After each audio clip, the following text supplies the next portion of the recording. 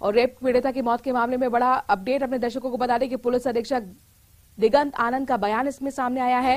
उनका कहना है कि पूछताछ के बाद आरोपी को गिरफ्तार कर लिया गया। पूरे मामले में हत्या की भी धारा शामिल कर दी गई है।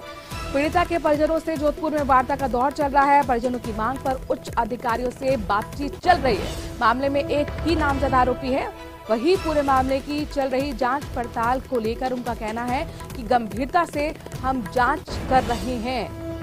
रंजन हमारे संवाददाता इस खबर पर ज्यादा जानकारी के साथ जुड़ गए हैं। रंजन, जो बातचीत हो रही है परिजनों के साथ पुलिस अधिकारियों की, वो कहां तक पहुंची है, उसको लेकर क्या अपडेट?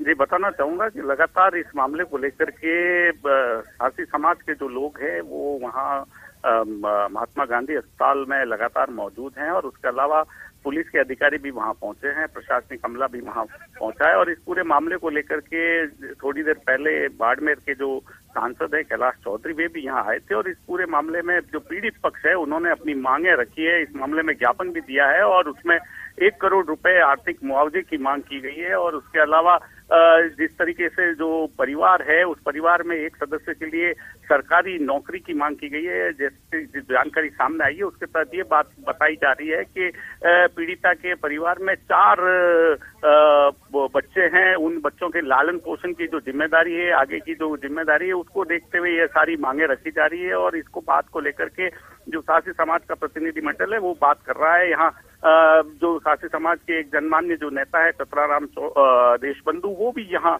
पहुंचे हैं, उनके परिवार के लोग पहुंचे हैं और कुल मिलाकर के प्रयास ये किया जा रहा है कि आम सहमति बने और इस मामले को निस्तारित किया जाए। जाहिर तौर पर चूंकि देखिए समाज, जो दलित समाज में तो गुस्सा है ही, लेकिन इन सबके बीच में सियासत भी लगातार हो रही है, तो ये मामला बहुत तेजी से तूल भी पकड़ रहा है। बीजेपी का एक तरफ प्रदर्शन, तो एक दबाव यहाँ पर जरूर प्रशासन पर है कि किस तरह से समझाइश की जाए। आपको क्या लग रहा है, कितनी देर पहले ये बातचीत शुरू हुई है, कितने लोगों का डेलीगेशन ये है और क्या बात बनती हुई आपको नजर आ रही है? रंजन जी, जिस तरीके से घटनाक्रम हुआ है उसके बाद से ही लगातार पुलिस पर भी सवाल उठे हैं। बाड़मेर में लगातार सहयोगी प्रेमदान से भी इस संबंध में बातचीत की गई है और वे भी लगातार इस मामले में मॉनिटरिंग कर रहे हैं और क्या कुछ घटनाक्रम है उसका पल पल का अपडेट देने का प्रयास कर रहे हैं। लेकिन जोधपुर में जो स्थिति अगर बात करें तो जिस तरीके से बीती रात से जो यहाँ लाया जाता है पीड़िता को और 40% से अधिक बर्न होने की जो बात है, उसके बाद में कोशिश ये की जा रही है कि सहमति बने और उसके बाद में पोस्टमार्टम की प्रक्रिया आगे की जाए। रंजन, यहाँ पर आरोपी को लेकर क्या जानकारी है? चूंकि यहाँ पर नामजद आरोपी की बात तो पुलिस अधिकारी एक ही कर रहे हैं, क्या और भी आरोपी इसमें शामिल हो सकते हैं? क्योंकि खुद यहाँ पुलिस अधिकारी एक का बयान आया, वो कह रहे हैं कि बहुत गहनता से हम जांच पड़ताल कर रहे हैं।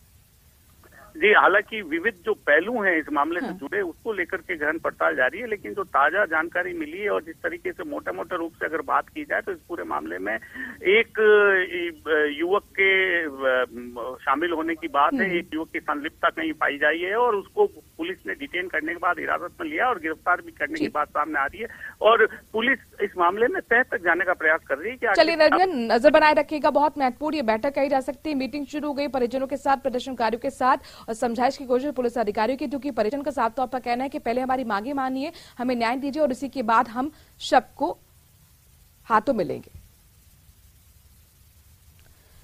तो पूछताछ के बाद आरोपी को गिरफ्तार कर लिया गया है। उससे पहले रेप की धारा में मुकदमा आरोपी के खिलाफ दर्ज किया गया था, लेकिन चूंकि अब मौत रेप पीड़िता की इलाज के दौरान हुई और इसीलिए हत्या की धारा को भी जोड़ दिया गया है। ये मामला लगातार तूल पकड़ता जा रहा है। आपको बता दें कि आज बाकायदा बीजेपी की तरफ से धरना प्रदर्शन भी है। गजेंद्र सिंह शेखावत को भी आपने सुना, कैलाश चौधरी को भी आपने सुना। लगातार हमलावर गहलोत सरकार पर, उनका कहना है कि कानून व्यवस्था को बेहतर करने की स्थिति में सरकार नहीं है और पीड़ित परिवार को मुआवजा दिलाया जाए। और इसी मुआवजे को लेकर इस वक्त बैठक चल रही है, जिस पर न्यूज 18 राजस्थान की लगातार आपको अपडेट पहुंचाते रहेंगे। बहरहाल खबरों में आगे बढ़ते हैं। भरतपुर जिले की ग्राम पंचायतों में किए जा रहे विकास के कार्यों में ठेकेदार जमकर धांधलीबाजी कर रहे हैं। सरपंच और ठेकेदार की साठगांठ से विकास कार्य पूरे नहीं हो पा रहे, भुगतान समय पर हो नहीं रहा। ग्रामीणों ने कहा कि राज्य सरकार के बजट घोषणा में खोरी पुलिया से लेकर लोहासा मेड़े तक सड़क के लिए करीब 7 लाख की राशि दी गई थी, जिस पर ठेकेदार द्वारा नाम मात्र का काम हुआ। ग्रामीण अब संतुष्ट नहीं है और चाहते हैं कि उच्च अधिकारी इसको लेकर जांच करें, लेकिन कोई कार्रवाई अभी तक फिलहाल होती हुई नजर नहीं आई। जो ये मतलब मेड़े से झीलबार रोड से या मेढ़े तक मतलब ये ग्रे लेवल डरी है, जो इसमें कोई खाना पूर्ति करिए, खाली इसमें मतलब कछु ही ना हो साहब। अभी मतलब और मोकू मेरे घर पे प्रॉब्लम आवे साहब, मतलब चौमासा। मेरा नाम इंद्रजीत है साहब, मतलब खोरी गांव में मेरा साहब। मतलब जैसलमेर में उपद्रवियों द्वारा चौराहे पर तोड़फोड़ करने का मामला हाईकोर्ट पहुंच चुका है। जिला मुख्यालय के हनुमान चौराहे पर पिछले दिनों हुई घटना को लेकर हाईकोर्ट में याचिका दायर की गई है। बता दें कि आत्महत्या की घटना के बाद कुछ लोगों ने पहले तो कोतवाली को घेर कर पुलिस पर दबाव बनाया, उसके बाद रास्ता जाम कर दिया, सर्किल को भी क्षतिग्रस्त किया और इस संबंध में राजस्थान हाईकोर्ट जोधपुर में कारण पूछो रिट याचिका दायर कर दी गई है। जानकारी के मुताबिक याचिका पर सुनवाई अगले सप्ताह होगी। कुछ दिन पहले नगर परिषद के क्षेत्र में आत्महत्या की घटना को लेकर भीड़ द्वारा पहले तो थाने का घेराव किया जाता है, उसके बाद हनुमान चौराहे स्थित चौराहे को बुरी तरह तोड़फोड़ की जाती है और उस बाबत नगर परिषद आयुक्त जैसलमेर द्वारा एक मुकदमा दर्ज किया जाता है, जिसमें आज दिन तक किसी प्रकार की कोई गिरफ्तारी नहीं हुई है, न ही कोई आगे कार्रवाई हुई है। कोटा की रामगंज मंडी उपखंड को जिला बनाने की मांग को लेकर शहरवासियों का धरना चल रहा है। धरने में अब संत और मंदिर के पुरोहित पुजारी भी शामिल हो गए हैं। गांधी चौक पर सांकेतिक धरना शुरू किया गया है, जिसमें रणनीति बनाई जाएगी कि मांग उनका साफ तौर पर कहना है कि जब तक पूरी नहीं होगी आंदोलन यूं ही चलता रहेगा। और रामगंज मंडी में अभी ये मांग यूं उठ रही है कि छोटे छोटे ऐसे क्षेत्र जहाँ 10-15 हजार की आबादी है उनको जिला बना दिया गया। और रामगंज मंडी एक ऐसा शहर है जो कोटा जिले में सबसे ज्यादा राजस्व, जीएसटी और कृषि कर और अन्य कर का भुगतान करता है। उसके बावजूद भी रामगंज मंडी को इससे वंचित रखा गया। रामगंज मंडी अगर जिला बना देती है सरकार तो रामगंज मंडी में कई तरीके की मूलभूत सुविधाएं, गरीबों के लिए कई योजनाएं और भी कई तरीके के रामगंज मंडी के विकास के द्वार खुल जाएंगे। आज तो हम समिति के लोग बैठे हुए हैं, उसके बाद में 40 ही वार्ड के लोगों को एक रोज का हम धरना देंगे। फिर उसके बाद में जो भी संस्था है उन संस्थाओं के लोग प्रतिनिधि यहाँ आएंगे, वो सब धरना देंगे। इस प्रकार हम धरना दे रहे हैं और हमारी अशोक जी गहलोत से निवेदन है कि हमारी रामगंज मंडी को जिला बनाए, क्योंकि रामगंज मंडी बहुत ही सुंदर ये शहर है। और अब आपको सिरोही लिए चलते हैं, जहां पर जगह जगह सफाई की व्यवस्था लड़खड़ाती हुई नजर आ रही है। गंदगी का अंबार आपको देखने को मिलेगा और ये देखिए तस्वीर आपके सामने। और जाहिर तौर पर इस गंदगी के अंबार की वजह से मौसमी बीमारियों का खतरा भी बढ़ गया है। मामले में स्थानीय संगठनों ने कई बार नगर परिषद के सभापति और कलेक्टर को भी अवगत कराया, लेकिन अभी तक किसी भी अधिकारी ने कोई सुध नहीं ली है। सफाई व्यवस्था को दुरुस्त करने के लिए 50 लाख का हर महीने खर्च आता है। 70 से ज्यादा सफाई कर्मचारी मौजूद हैं, बावजूद इसके सफाई नहीं हो रही। पूरे नगर परिषद क्षेत्र के अंदर चारों ओर कचरे, गंदगी के ढेर जगह जगह अवैध स्टैंडों पे पड़े हुए हैं। जिस स्थान पे मैं अभी खड़ा हूँ, ये देव स्थान रामचरोका मंदिर के पीछे नगर परिषद का ये कचरा स्टैंड पूरे नगर के चाहे व्यापारियों का हो या गली मोहल्लों का हो, पॉलीथीन की थैलियां, कचरा यहाँ पे लाके फेंका जाता है। यहीं पे कुत्ते, भटकता गोवंश और कचरा बीनने वाले उसमें अपना आहार तलाश। और धौलपुर से बड़ी खबर आ रही है, जहां पर हमलावरों ने युवक की गर्दन में गोली मार दी। हमले में बुरी तरह से घायल हुआ है युवक, खून से लथपथ अवस्था में अस्पताल में भर्ती कराया गया। घायल युवक को इलाज के लिए जयपुर रेफर किया गया है। पुलिस ने घटनास्थल का मुआयना किया। आसपास के इलाके में पुलिस दबिश दे रही है और हमलावरों की तलाश तेज कर दी गई है। बाड़ी सदर थाना इलाके की घटना अपने दर्शकों को बता रहे हैं, जहां पर बदमाशों ने एक युवक पर फायरिंग की। सायकाल करीब 7:45 बजे SHO बाड़ी श्री महेंद्र चौधरी को सूचना मिली थी कि एक व्यक्ति घायल अवस्था में नेशनल हाईवे नंबर 11B के पास है। तो इस सूचना पर SHO मौके पर पहुंचे थे और वहां से घायल व्यक्ति को बाड़ी अस्पताल पहुंचाया गया एम्बुलेंस की मदद से। और उसके चोट अधिक होने की वजह से इस व्यक्ति को धौलपुर अस्पताल रेफर कर दिया गया है। अभी जानकारी में आया है कि इस व्यक्ति का नाम जनक सिंह है, जो निधारा गांव का रहने वाला है। अलवर जिले के बानसूर में दिन दहाड़े दो बदमाशों ने एक युवक पर फायरिंग कर दी। ये दोनों बदमाश बाइक से आए थे और इन दोनों युवकों पर 2 राउंड फायरिंग करने का आरोप है। गोली लगने के बाद युवक घायल हो गया, अस्पताल में उसे भर्ती कराया गया। इन बदमाशों में से एक को हालांकि भीड़ ने दबोच लिया, जमकर धुनाई की गई। ये मामला बानसूर के गांव चौलाई का है। सुबह आपको बता दें कि प्रकाश जब घर से निकला था काम के लिए और इस दौरान उस पर हमला हो गया। प्रकाश के पेट में गोली लगी, उसको बानसूर के हॉस्पिटल में भर्ती कराया गया है। बदमाशों के बैग से 2 अवैध हथियार और 4 जिंदा कारतूस फिलहाल पुलिस ने बरामद कर लिए हैं। पुलिस ने एक बदमाश को तो गिरफ्तार कर लिया है, जिसको खुद गांव वालों ने पकड़ा और पुलिस को सौंप दिया। फिलहाल जांच पुलिस ने तेज कर दी है। पता नहीं चला अभी तक। और प्रकाश ने मोटरसाइकिल खड़ी की है, इसके पीछे पीछे आ रहा था और पीछे आते जो मोटरसाइकिल खड़ी की इसने कट्टा निकाला और 1 राउंड मारा, पर वो हवा में फायर हो गया।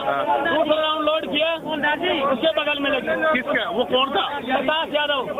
क्या करता था वो? मेरी मिल पे काम करता था, ऑपरेटर था मिल का। उसकी स्थिति कैसी है? गंभीर है, हालत में है वो भी प्रेजेंट टाइम में।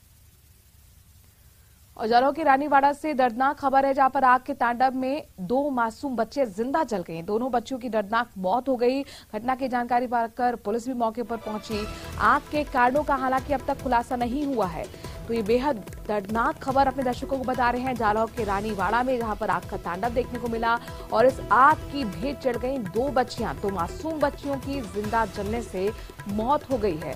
फिलहाल पुलिस मौके पर पहुंची हुई है और समझने की कोशिश कर रही है कि आखिरकार यह हादसा कैसे हुआ, कैसे आग लगी, चूंकि अभी तक जानकारी आग के कारणों की नहीं निकल कर आई है। श्याम हमारे संवाददाता जालौर से इस खबर पर जुड़ गए हैं। श्याम, क्या जानकारी आपके पास, आखिरकार ये आग कैसे लगी?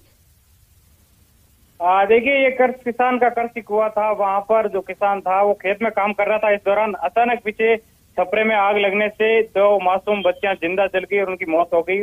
उसके बाद जैसे ही सूचना मिली, उसके बाद प्रशासनिक लवाजम आया, वो मौके पर पहुंचा और मौका रिपोर्ट बनाई है। लेकिन जिस तरीके से जो आगजनी की घटना हुई, इसके कारणों का हालांकि खुलासा नहीं हो पाया। लेकिन छपरे में सो रही 2 मासूम बेटियां हैं, वो जिंदा जल गई है। इस तरीके की दुखद घटना सामने आने के बाद प्रशासन है वो आनंद फानन पर मौके पर पहुंचा। लेकिन जैसे ही जो तमाम प्रकार की जो टीमें थी मौके पर पहुंची और आग बुझाने का प्रयास किया, उससे पहले सब कुछ जल करके श्याम, ये क्या हादसा ही है या किसी तरह की साजिश की आशंका भी जताई जा रही है?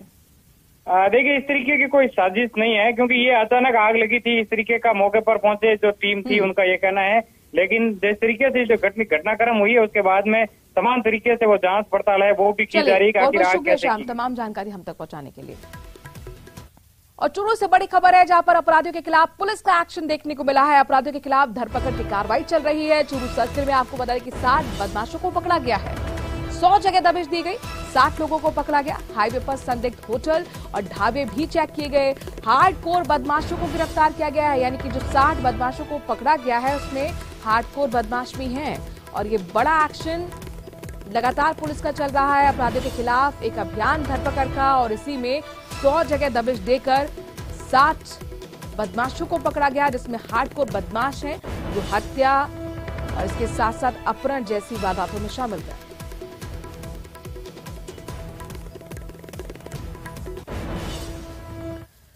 उदयपुर के मावली थाना इलाके में 9 साल की मासूम बच्ची के साथ दुष्कर्म और हत्या के मामले में पुलिस महज 11 दिन में चालान पेश कर देगी। उदयपुर पुलिस की तैयारी पूरी है।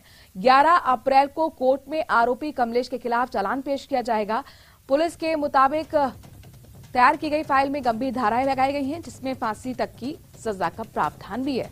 मामले की गंभीरता और आरोपी कमलेश की निर्ममता को देखते हुए मामले को ऑफिसर स्कीम केस के तहत फैसला लिया गया है। ऐसे में आरोपी को सजा दिलाने के लिए एक केस ऑफिसर भी नियुक्त किया जाएगा।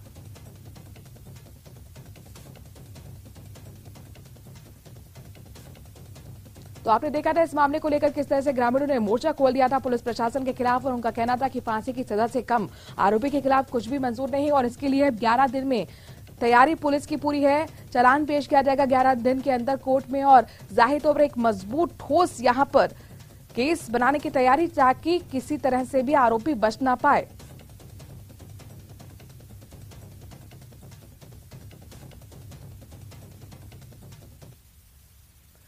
और बीकानेर से बड़ी खबर है, जहां पर बेखौफ बदमाशों का आतंक एक बार फिर देखने को मिला है। टैक्सी चालक से लूट की वारदात सामने आई है। रुपए से भरा हुआ बैग छीनकर 2 युवक फरार हो गए। बैग में आपको बता दें कि 35,000 रुपए रखे हुए थे, जो कलेक्शन के थे। दूध की सप्लाई कर लौट रहा था टैक्सी चालक। सीसीटीवी में ये पूरी लूट की वारदात कैद हो गई।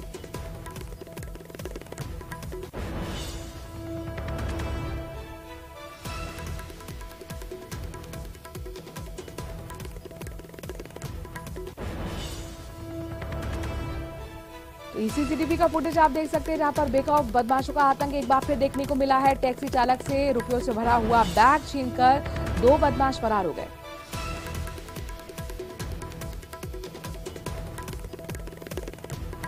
और जयपुर बम ब्लास्ट मामले में बड़ी खबर, जयपुर बम ब्लास्ट पीड़ितों से मुलाकात हुई है। नेता प्रतिपक्ष राजेंद्र राठौड़ ने पीड़ित परिवारों से मुलाकात की है। जयपुर का दर्द है ये बम ब्लास्ट, उनका कहना है। साथ ही उनका कहना है कि सरकार की लचर पैरवी से दोषी बच गए। सत्ता में आए तो पीड़ितों के लिए अलग से पैकेज बनवाएंगे, ये आश्वासन भी राजेंद्र राठौड़ देते हुए नजर आए। पीड़ितों ने चाहा तो सुप्रीम कोर्ट में वकीलों के जरिए पैरवी भी कराएंगे। राजेंद्र राठौड़ देखिए पीड़ितों से मुलाकात करते हुए उन पीड़ित परिवारों का दर्द बांटते हुए और साथ ही सरकार पर हमला भी बोल रहे हैं। उनका कहना है कि सरकार अगर बीजेपी की आती है तो दोषी बच नहीं पाएंगे और न्याय इन पीड़ितों को दिलाया जाएगा। जयपुर बम ब्लास्ट को लेकर पीड़ित परिवार के घर पहुंचे हैं नेता प्रतिपक्ष राजेंद्र राठौड़। जयपुर बम ब्लास्ट जयपुर का दर्द है। 72 लोगों की मौत, 185 लोग घायल। आज उन घायलों से बम ब्लास्ट के दुर्दांत अपराधियों का फांसी की सजा से बच के निकल जाने पर हम चर्चा करने और बात करने आए हैं। 2 घायल अभी जिनसे मैं मिला हूं, मेरे दाएं बाएं खड़े हैं। ये वो लोग हैं जो अपना रिक्शा लेकर उस समय मंदिर के सामने सवारियों का इंतजार कर रहे थे। दोनों के चोटें लगी, एक के आर पार छर्रा चला गया, इनके 7 जगह छर्रे लगे। ये कह रहे हैं कि हम उम्मीद करते थे कि ऐसे हमें मालूम नहीं, हमारा कोई कसूर नहीं, हम अपनी रोजी रोटी कमाने के लिए वहां खड़े थे, अचानक हम उड़ गए वहां से bomb blast, serial bomb blast से। और ऐसे लोग जो हम निर्दोष लोगों पर इस प्रकार उन्होंने कारियाना हमला एक तरह से किया बम के टाइम बम के माध्यम से, सरकार की लचर पैरवाई के कारण उनका बच के निकल जाना, इनका कहना है कि हमारे जख्मों को हरा करना है। हमने इनसे बात की है। इन पीड़ितों ने कहा है कि सरकार कब अपील में जाएगी, आप लोग भी हमारी मदद करो। तो इसके लिए यहाँ के पूर्व विधायक जी और हम सब लोग मिलकर बात करेंगे। जब कभी भी मौका आएगा इन विक्टिम्स के लिए अलग से पैकेज हम कभी सत्ता में आए तो पैकेज बनाएंगे, इनके रिहेबिलिटेशन के लिए कोशिश करेंगे। और आप देख रहे हैं एक छोटा सा कमरा, वही इनका आशियाना है, वही इनकी जगह है। सुबह निकलते हैं, शाम को कमा के लौटते हैं। और ये कह रहे थे कि जो शरीर के अंदर पीड़ा है, जब भी बरसात होती है हमारे गाँव में हमें पीड़ा टीस महसूस होती है, तो दिल की टीस और घावों की टीस, दोनों टीसों के लिए हम आज इनसे सहानुभूति करने आए। और इसी खबर के साथ बिग ब्रेकिंग में आज के लिए इतना ही। देखते रहिए News 18 राजस्थान।